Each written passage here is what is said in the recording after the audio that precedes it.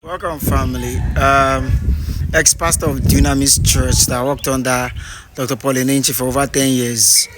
In a podcast interview where he explained his side of the story about what his ex-wife said in an interview, and then the story about his child that they said he was healed in Dunamis Church, and the experience in prison, and the story how he met his ex-wife.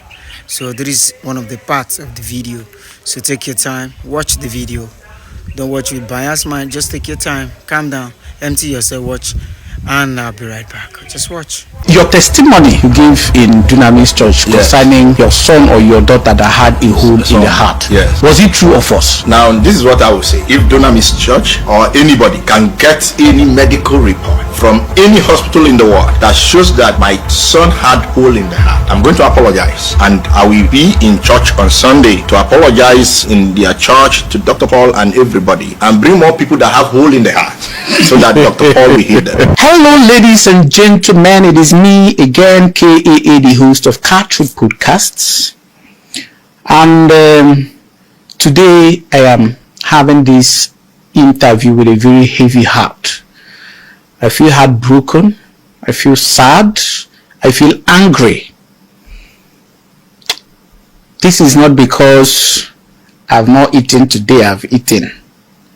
But because today I was able to access a lot of information that broke my heart. A whole lot of information that speaks of betrayal, speaks of bitterness, and speaks of intimidation.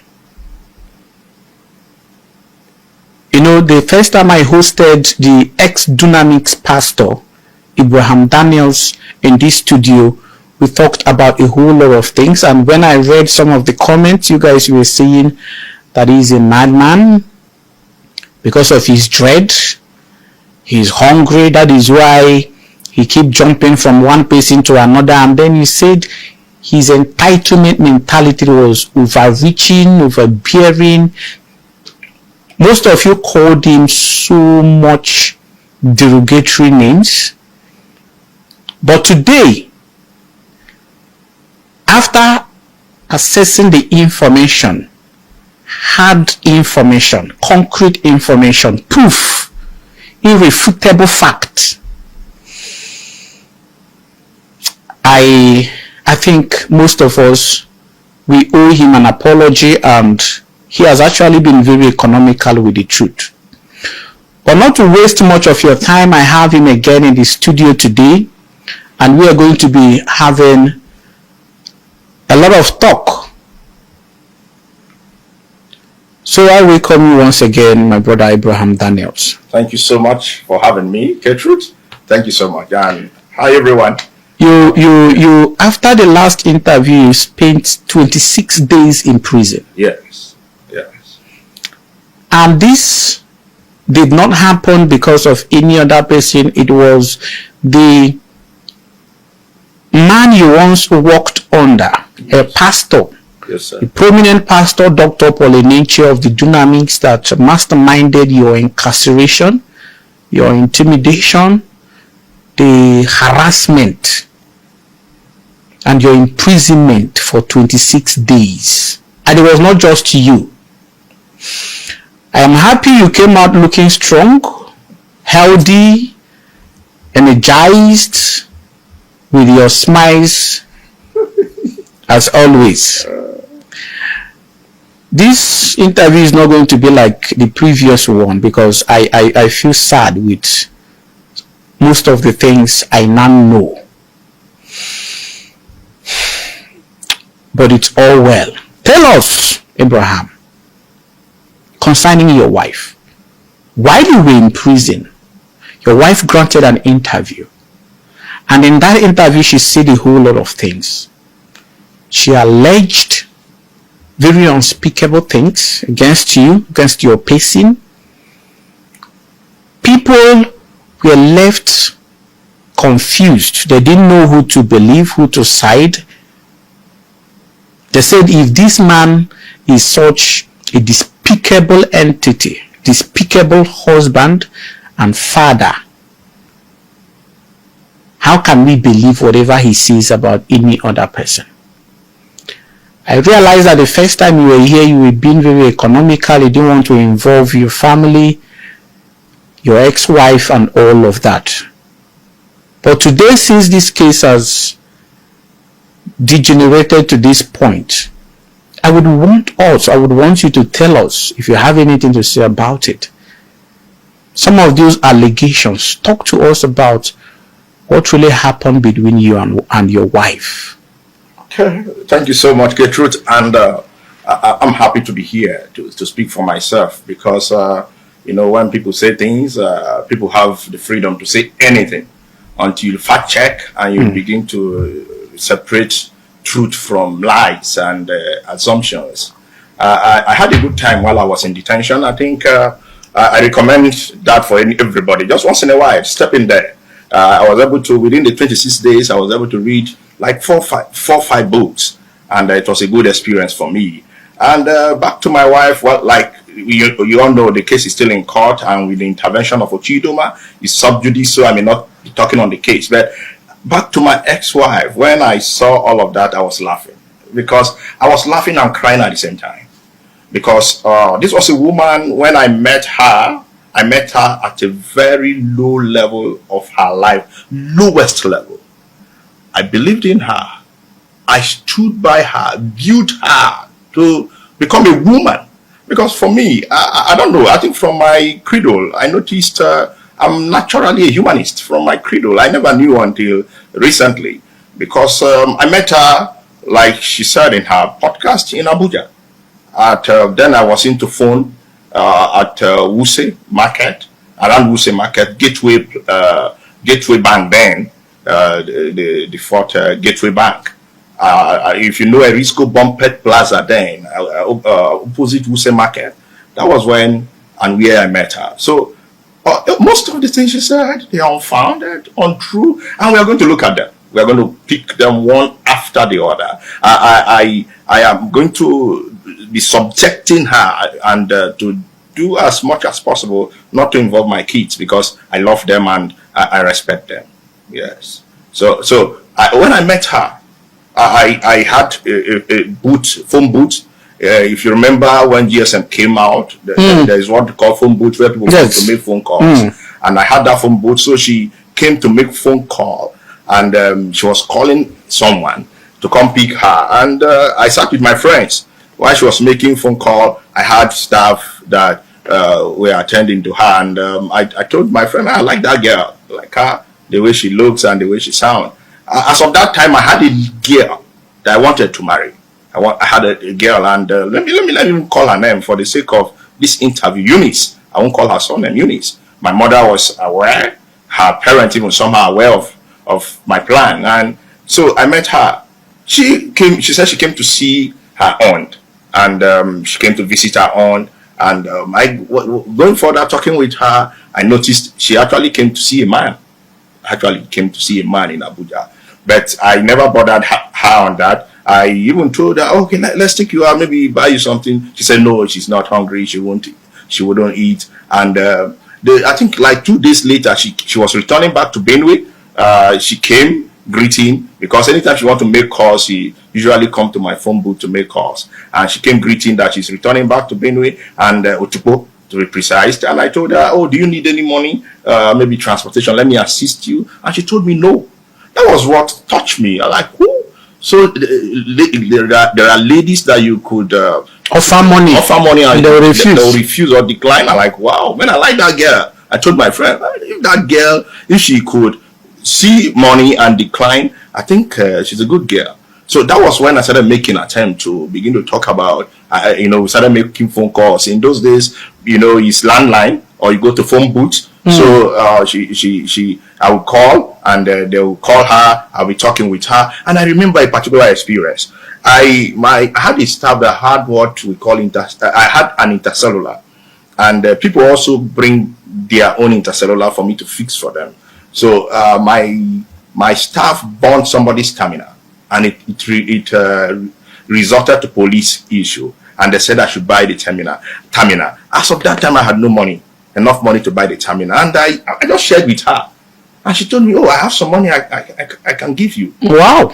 I was touched. Oh, you just met me. You don't even know me. So she sent me the money. Then they don't. It was not via transfer. You have to. She gave it to a driver coming to Abuja, and the driver's address and all of that. So I went to the park. I collected the money, and that was how I sorted that out. So we started talking. And it was from there. It went further. I even went to Benue to see her, and I pretended as if I'm not from Benue. Yeah, I pretended. So she gave me a place to stay. Because I needed to know her. And as a young person, I grew up in a very conservative home. I was born into Assemblies of God. Like I said in the other podcast, I started preaching very early. So I came from a very conservative home. So when she took me to a place to lodge, I just sneaked home. I returned back to my home and met my mother and all of that briefly, and returned back to the same guest house again. And that was how we started talking. And I told her about marriage. When I told her about marriage, she started. Before talking about marriage, she was sharing her life with me, how she never knew her dad, and how her mother had 3 of them for 3 different men. When I heard that, I was so touched. You never knew your dad? And she said it was at the graveyard of her father's body while he was being laid to rest that they called and said, "That's your father." So when I heard her story, I was so touched. I said, "No way." And she told me how she was abused, thrown out, and how, when I heard her story, I was so touched. I said, no, I told myself I will marry that girl. Because first, like I said, I have a very compassionate heart.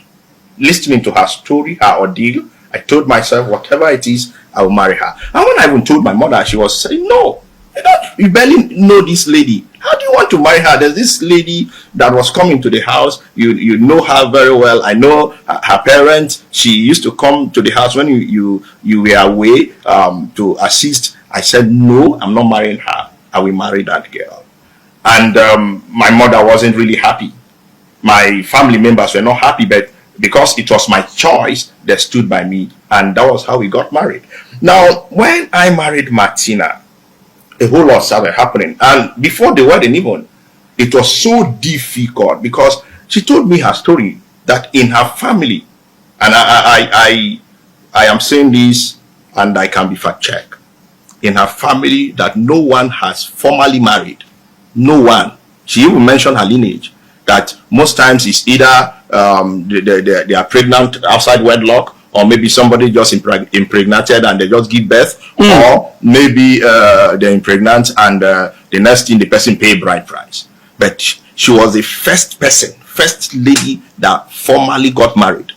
It was on our wedding night, and let me shock you. In those days we used to use it as a bragging right. I married as a virgin. At 24, I married as a virgin. She was the first woman. To tell you the truth, it was not easy for me. But she wasn't a virgin. But I love it because I needed somebody that could expose, somebody with experience. So I married her as a virgin, and when she was telling me her story and all of her ordeals, I said, no way, I'm going to stand by you, and you can rewrite your story. If you never knew your dad, you can now have children, that we have a good home, and you can rewrite your story. If in your lineage nobody has been married in your lineage, you could be that first lady. And that was what I did. First, I reconciled her with her mother. Before then, both of them, her and her mother, they were not in talking terms. Her mother was not talking with her. They threw her out, literally, I'm not joking. She was thrown out of the house on the streets. I never took advantage of her. I never molested her. I followed all the procedure as a young man. I never had all the money, but I had a good heart for her. So whatever they demanded, I remember that time they said we should buy a cow, and for the wedding, I said, well, I don't have such money for cow, but this is what I can afford. And I remember the mother giving me part of the money, and I knew what I went through. I had to pay back.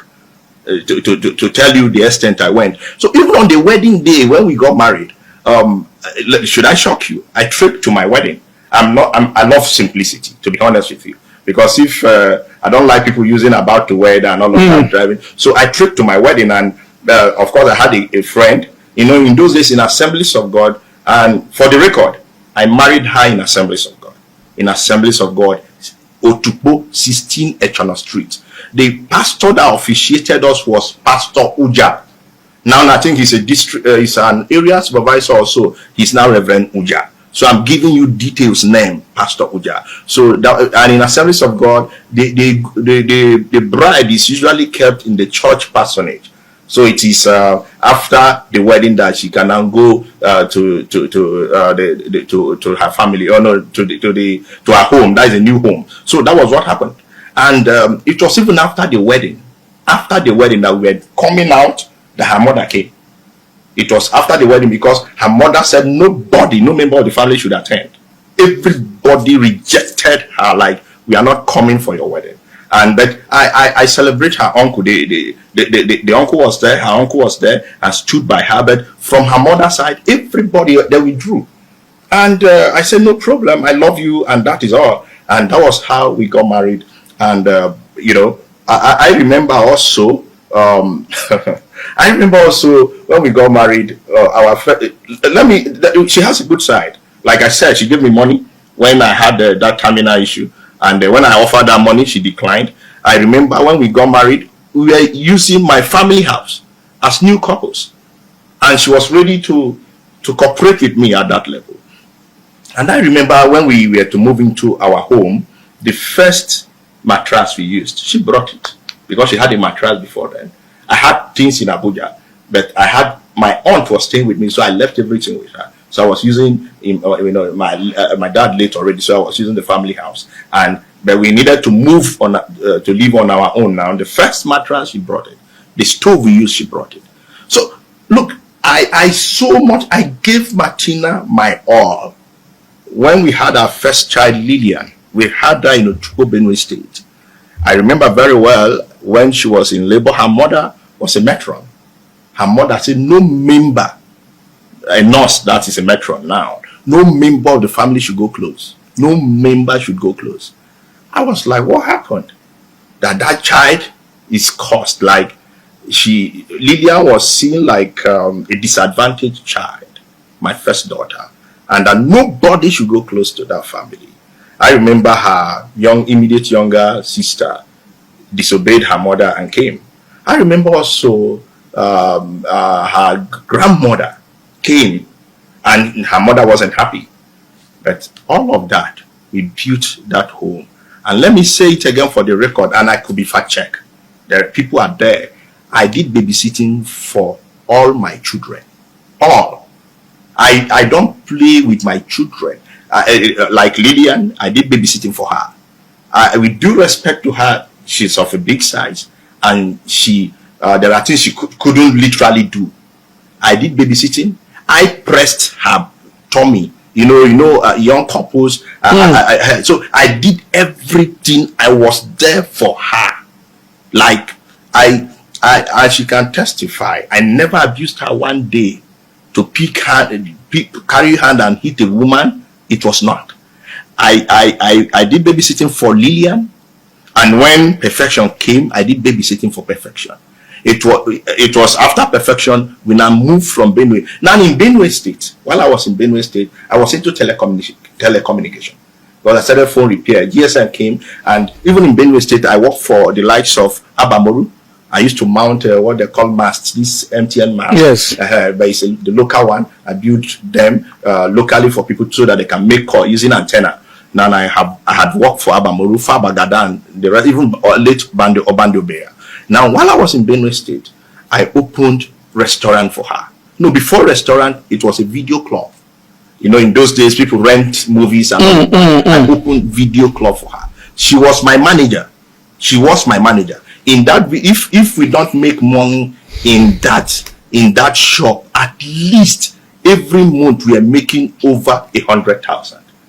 That was 2004. We got married. That was a huge amount of money. Yes, then, and because I was shuttling Enugu, because then if you want to get phone accessories, you have to go to Enugu or Onitsha, Owi Road or Iweka Road. And that was where I was buying accessories. And in Otukpo, I was the chairman of phone repairers in Otukpo because I was good at my job. Everybody, sometimes I work till midnight.